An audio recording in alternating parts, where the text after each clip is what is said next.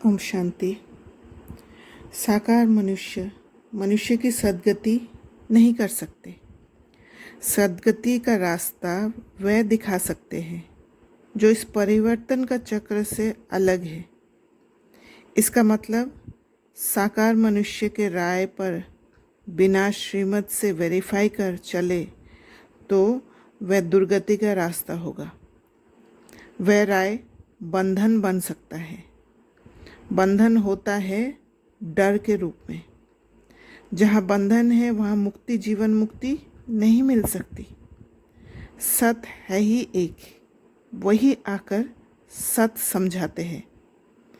पतित दुनिया में पावन नहीं हो सकता और पावन दुनिया में पतित नहीं हो सकता। कलयुग में हर चीज़ दुख देने वाली है।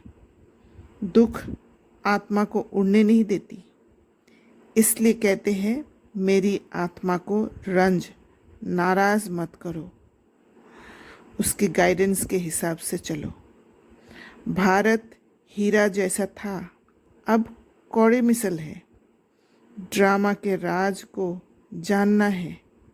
ये चक्र फिरते रहता है। इसे स्वदर्शन चक्र कहा जाता है। इस चक्र से कोई छूट नहीं सकता।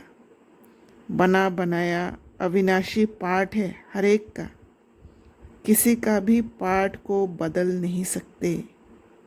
ये सारी बातें और सृष्टि के आदि मध्य अंत का नॉलेज बुद्धि में रहने से कोई भी मनुष्य के राय से दुर्गति की तरफ नहीं जाएंगे। मनुष्य का बुद्धि इस धरती से बंधे हुए है, यहाँ के आकर्षण से बंधे हुए हैं। उमंग उत्साह का पंख है ज्ञान योग।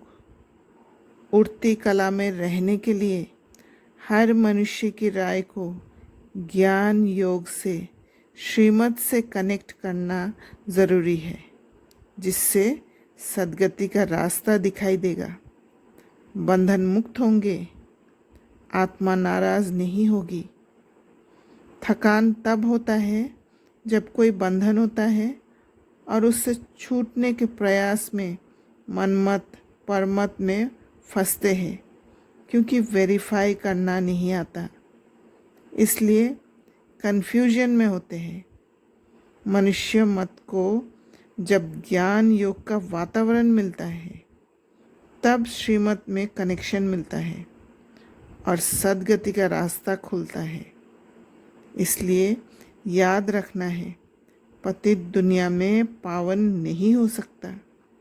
हर पल इसी कॉन्शियसनेस में रहने से कोई गलती नहीं होगी। सदा उमंग उत्साह के पंखों द्वारा उड़ती कला में उड़ने वाली श्रेष्ठ आत्मा भव। ज्ञान योग के साथ साथ हर समय, हर कर्म में, हर दिन नया उमंग उत्साह बना रहे। यही उड़ती कला का आधार है। कैसा भी कार्य हो, चाहे सफाई का हो, बर्तन मांजने का हो, साधारण कर्म हो, उसमें भी उमंग उत्साह नेचुरल और निरंतर हो। और ये तभी हो सकता है जब ज्ञान योग का वातावरण में जीना सीखेंगे। उड़ती कला वाली श्रेष्ठ आत्मा उमंग उत्साह के पंखों से सदा उड़ती रहेगी। वह कभी कंफ्यूज नहीं होगी।